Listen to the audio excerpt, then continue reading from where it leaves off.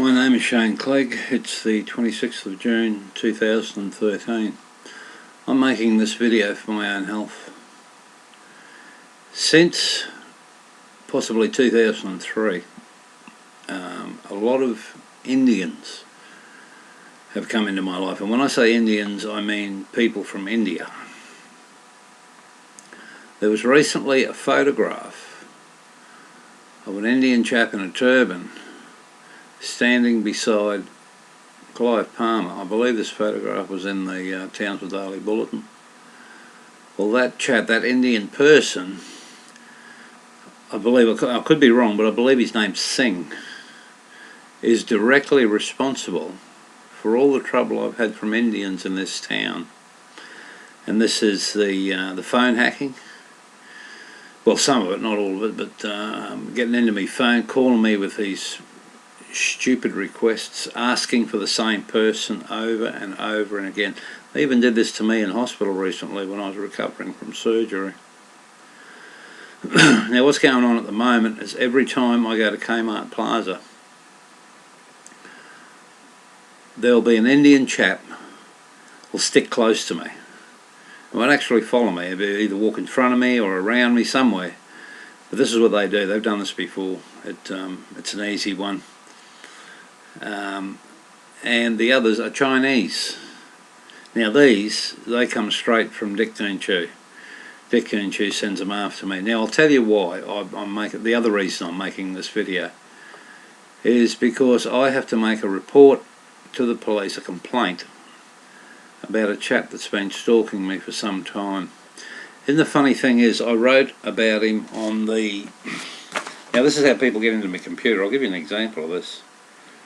On the 28th of the 5th, I think it was, this year.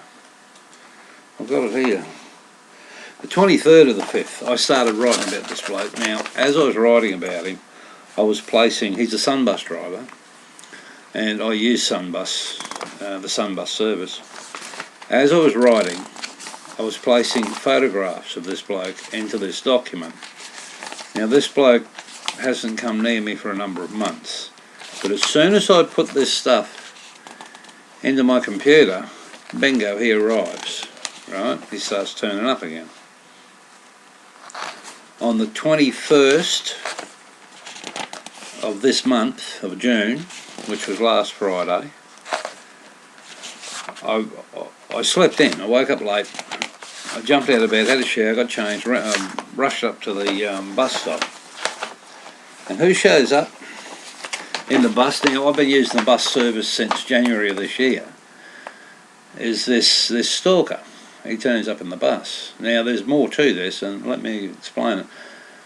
When I saw it was him, I always carry 2 bags on me, which have some personal property in them. But as soon as I saw it was him, I put my bags down. I turned on the camera on my phone and waited for the bus to pull up. When the bus pulled up, the doors opened, I took a photo and walked away. As I walked away, he said something to me. My reply to him was, "Fuck off." Right. He then followed me out to the door of the bus. I was in the bus shelter then, and said to me basically, "Why you make me stop? You not get on bus." And I said, my reply to him at that time was, "Fuck off, you're a stalker." He then, straight away, he went, "Oh, you got mental problem." He said, "I called police for you." I thought, right, you bastard. So he did that. He got on the radio. He called the base. I heard the woman that was at the base call him Hands. I then walked to the door and I said to him, "Do you want my name?" And he replied, "What?" I said, "Do you want my name?" And he said, No, you wait, police get you." And I thought, yeah, well, this is a Gestapo state anyway. And I walked back to the bus shelter. He came back to the bus door before he left, and he said, "You wait here, police come fix your mental problem."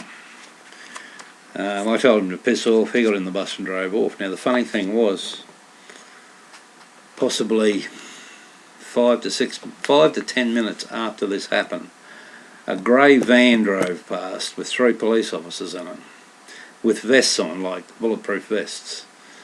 The female police officer that was sitting in the passenger side had her radio handset piece in her hand. She was talking into it, and she was looking at me as they went past.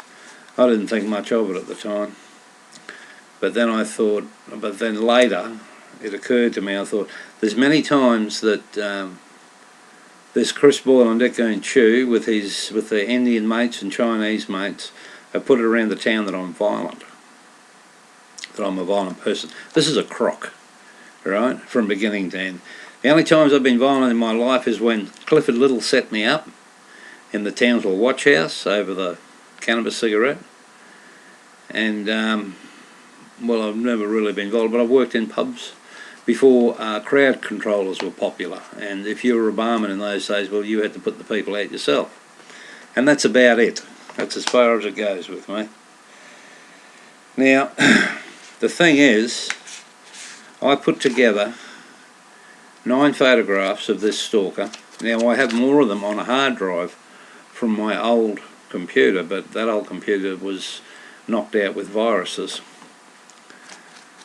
So I put 9 photographs into a document with 4 pages of written material, and I emailed them to Sunbus on Monday night, the 24th of June.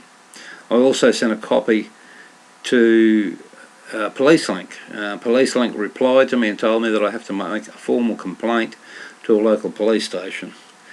Now, here and now, I'll state the police don't want me in there making a complaint. I can tell you that for a fact, because of the history we have and the complaints I've made about them that have never ever been followed through with. The CMC is dealing with some of this now, some of the allegations I've sent to them. The CMC have never contacted me to this point to ask me for any more information. Why? Because I've told the truth. The former Assistant Commissioner of Police, Felix Grayson, is a crook, and he's as crooked and corrupt as the day is long. So I've got to ring the police and go to the Townsville City Police Station to make a formal complaint. I intend to ring them tomorrow, which will be Thursday, which means I will probably be going there on Friday to make the complaint. I've no intention of going anywhere tomorrow. But as far as these Indians and these Chinese following me about, well, it's starting to wear thin, I can tell you. The police let them get away with it all the time. I'm wondering what's going to happen if I grab one of them. Well, it remains to be seen. The next video I think I'll make will possibly be on Friday evening, if I'm still around. Goodbye and thank you.